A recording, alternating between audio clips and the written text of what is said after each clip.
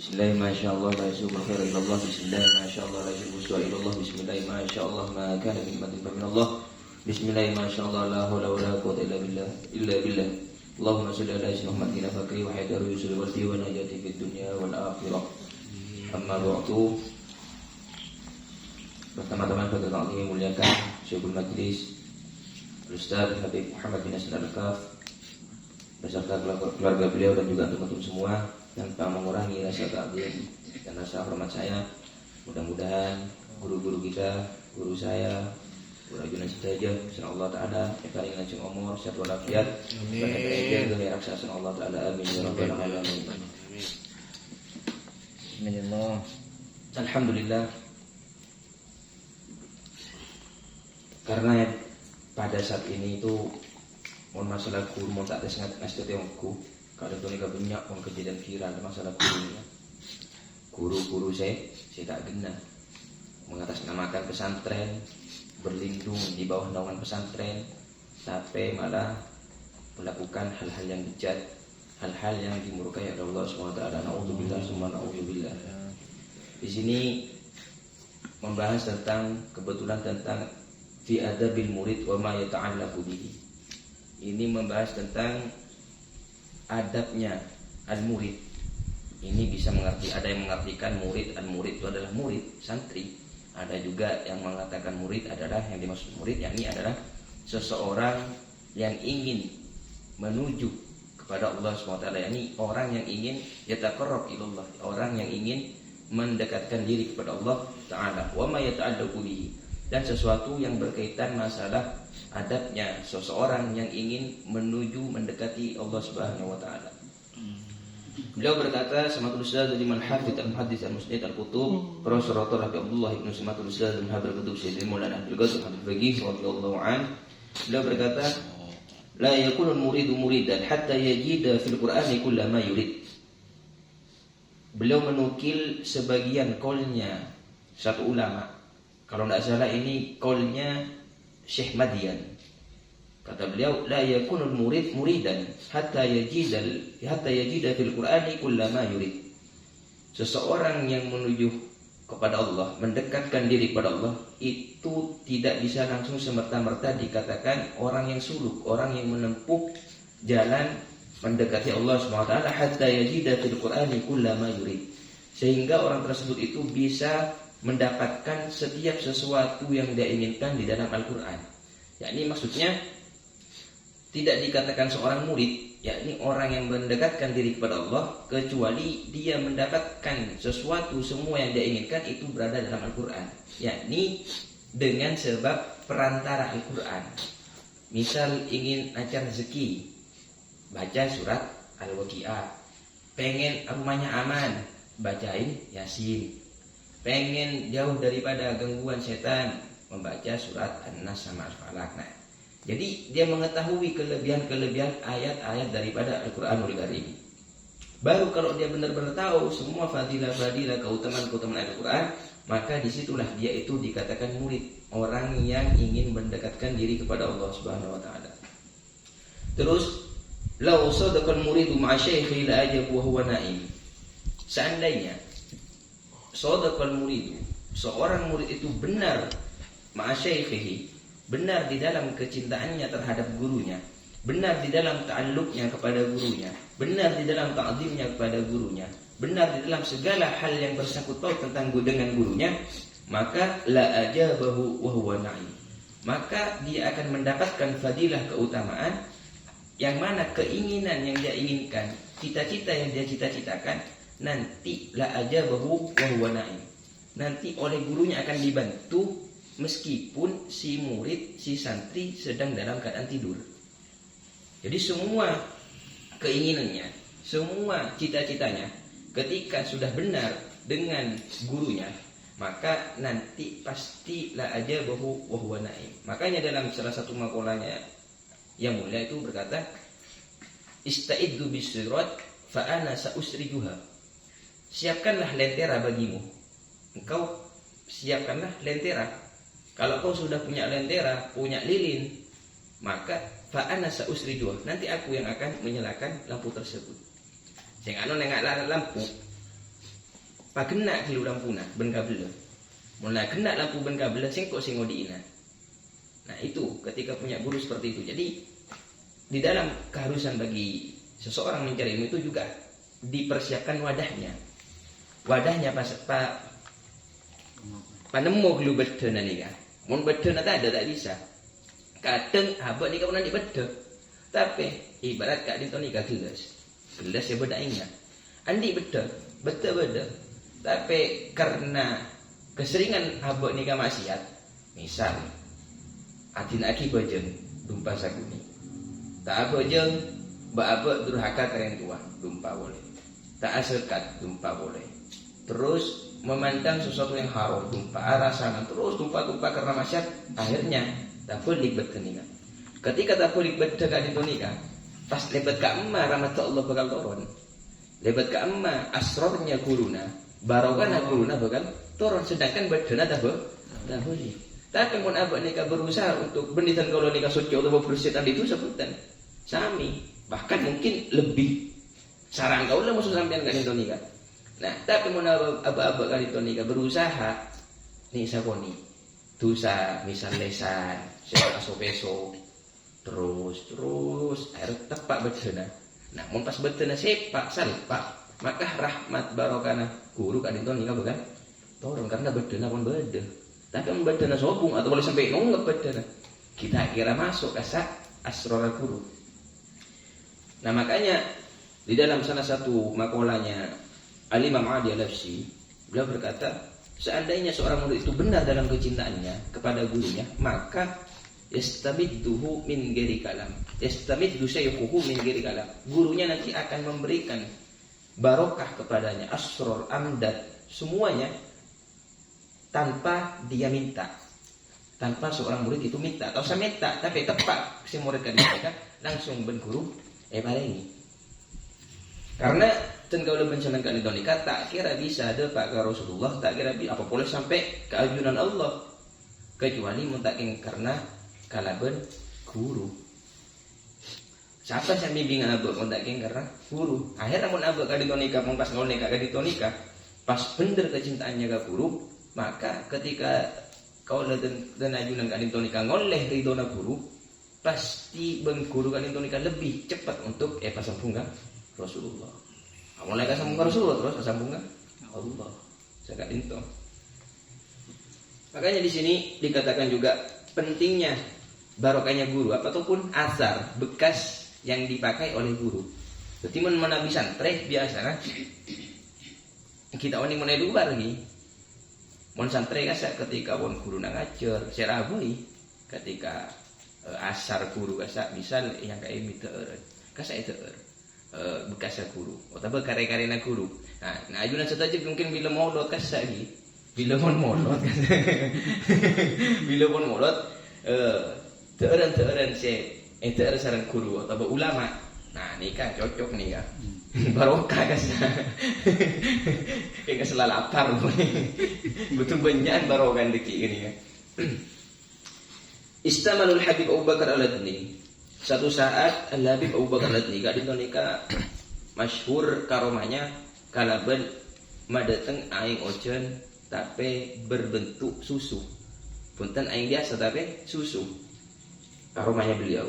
Bahkan diriwayatkan bahwasanya batu nisannya beliau kasa itu keluar cairan itu keluar susu. Pada si ngocak keluar minyak. Jadi karomanya Syekh Abu Bakar Al-Adni kata kasa. Wa huwa thawbun khaliqun qadimun wasiqun. Satu saat Al-Habib Abu Bakar Al-Adni kali nikah ngakui kalampi, tapi kalampina pun kotor, terus kona, ben kerso tak rapi pun kalampina rasa. Kerker. Fasu'ila an dzalika ya Maulana ma hadha thawbul ladzi istamaltahu. Akhirnya pada salah satu murid tanya, wahai guru kami, wahai tuan kami, apa baju apa yang kau pakaikan ini? Baju apa yang kau pakai? Maka beliau menjawab, hadza thawbun syekhi asy-syekh Sa'din Bamadhij. Ada kelampi yang kuingkot, tekak lakona kotor kerso tak rapi. Arya adalah thawbun syekhi. Ada kelampi datang guru asy-syekh Sa'din Bamadhij. Sya'nya mah Syekh Sa'ad Bamatin.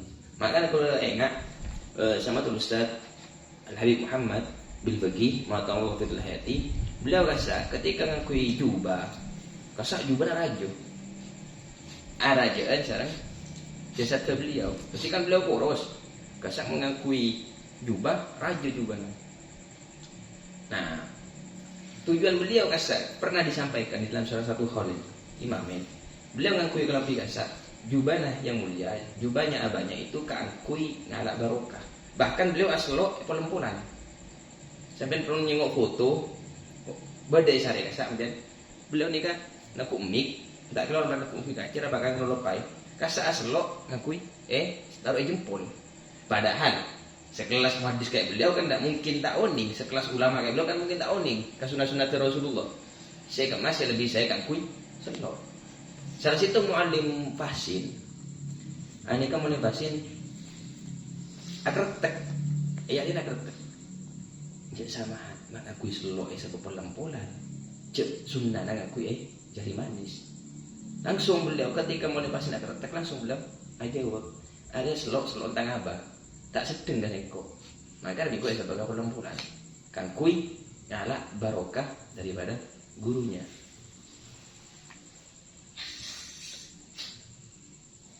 Di mana dia juga nggak di nona guru ulama masa ziarah ke ulama. Mungkin kalau rasa barokah rasa. Ada tempat duduknya nongkui. Banyak orang-orang rasa. Habib Serah atau Bukai Serah, tongkat songkok PC-nya, tak pun apa tabarukan kan kui ngalak berkah. Terus al-futuh lazimun min nusdizdan wal fana fi mahabbati syekh. Wa bihadza sawfa yahsul al-futuh. Futuh tabukana ilmu bagi abad kali nikah itu kotuh kalaban andi sangkaan bagus ka guru. Wal fana fi mahabbati syekh. Ben ongkuan cinta fana ini lenyap. Maksudnya lenyap saat lagi. Bener-bener cinta ke situng guru kira.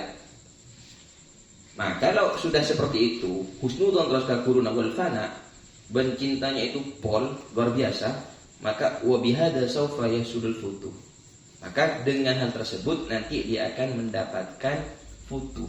Barang kita buka sareng Allah Ta'ala. Karena ben baru karena guru.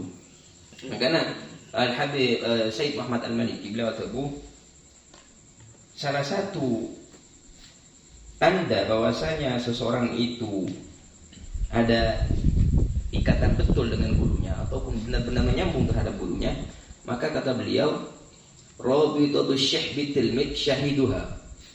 Jadi bukti nyata ikatan seorang murid itu kepada gurunya yakni adalah nasrul ulum. Yang pertama nyebaraki ilmu-ilmuna guruna. Wasunul ahdi ben ajaga nilai-nilai yang diajarkan atau tata krama dan lain-lain. Wal qiyami ben juga alaksanaki perintah-perintahna. Wasairu khalfa khutahu fi manajihi. Ben juga serta berjalan mengikuti sepak terjang langkah guru. Nih sakoni mengatakan kalau baca materi itu ada kita kira bisa full.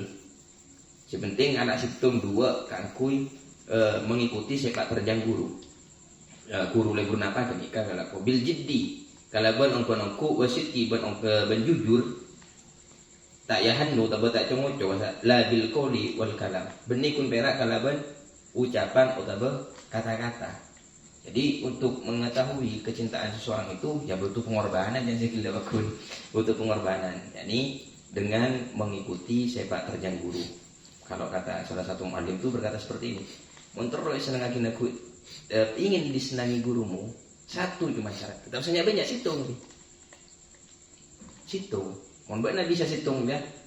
Pasti gurumu bakal mencintaimu. Situng. Kenapa? Jangan maksiat. Jangan maksiat. Mulai maksiat karena orang semak Allah benikun perak kalaban amal ibadah baiknya, tapi kalaban atinaki maksiat. Ya, jadi tetap butuh pengorbanan seperti yang terjadi terhadap Nabiullah Ibrahim dan Nabiullah Ismail. Ini kan udah antum pernah kemarin pas Idul Adha kan sudah sering dengar itu tentang cerita Nabiullah Ibrahim dan Nabiullah Ismail yang diuji oleh Allah SWT. Yang pertama, ketika Nabiullah Ibrahim kan itu menikah dengan Sayyidatina Hajar, nikah tak langsung pada nikah turunan. Sampai Nabiullah Ibrahim bermunajat kepada Allah dengan kalimat, dengan doa, Rabbi habli minas solihin. Ya Allah, ya Rabb, duhai Tuhanku, habli minas solihin, anugerahkanlah kepada diriku seseorang anak yang mana anak tersebut termasuk daripada anak-anak yang soleh. Itu pun beliau berdoa tak kun perak samalam 2 hari 3 hari, tak kun perak seminggu, sebulan, setahun bukan. Tapi di lewat kitab sejarah itu mengatakan beliau berdoa dengan meminta agar supaya dianugerahi keturunan itu bertahun-tahun. Padahal Nabi ini kan seorang Nabi sepon tidak diragukan tentang ibadah dan keimanannya, tak langsung diijabah dong. Mungkin kalau pensiun kan punten, sudah ibadah kumnengkum penyan maksiat.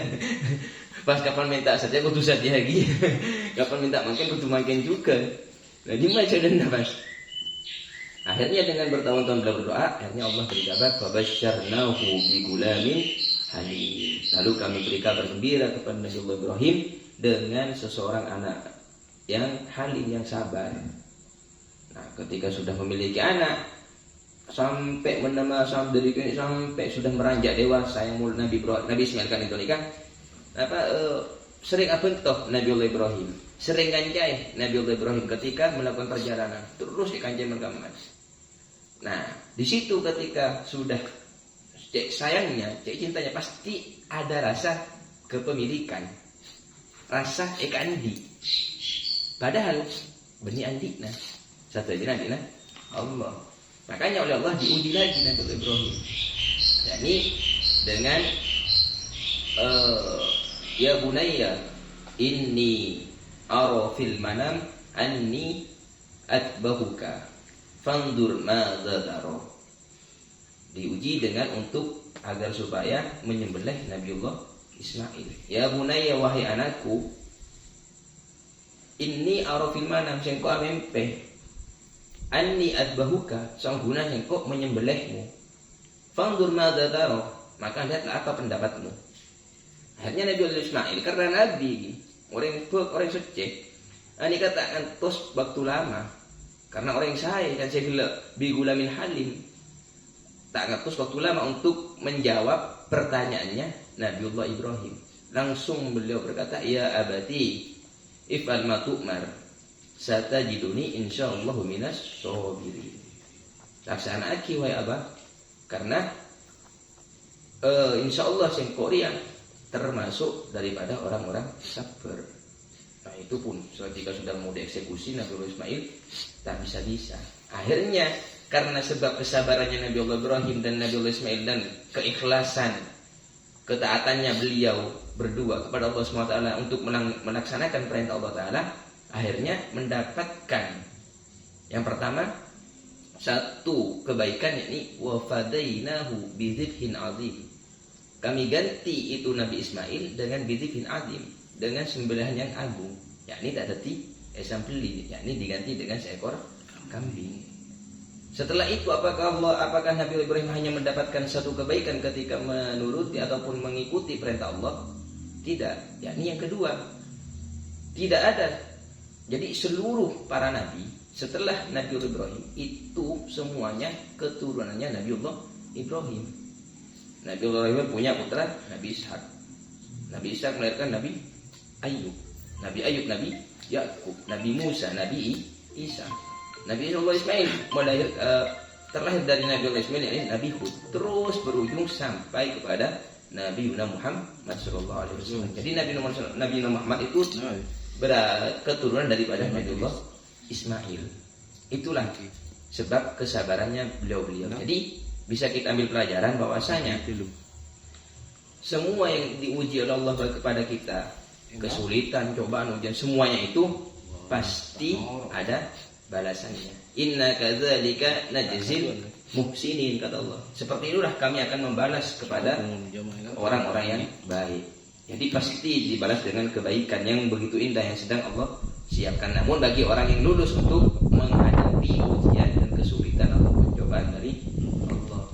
Mungkin Ismail kita, kalau Nabi Ibrahim diuji dengan Nabiullah diuji Allah untuk menyembelih Nabiullah Ismail. Mungkin kita yakni berupa harta, jabatan, pangkat, kekayaan, kekuasaan.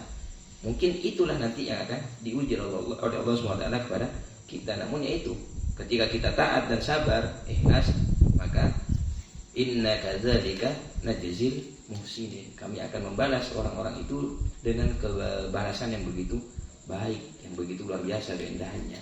Mudah-mudahan dan kalau mencela contoh jalan Indonesia, amin. Paling ikan manfaatan atau paling kita buka karena sebab cinta terhadap guru, dan mudah-mudahan benar-benar dibenarkan kecintaan kita terhadap guru-guru kita sehingga dan kalau pencampaian oleh futuhul arifin oleh terbuka ilmu, amin ya rabbal alamin. Assalamualaikum warahmatullahi taala wabarakatuh. Waalaikumsalam. Ya rabbal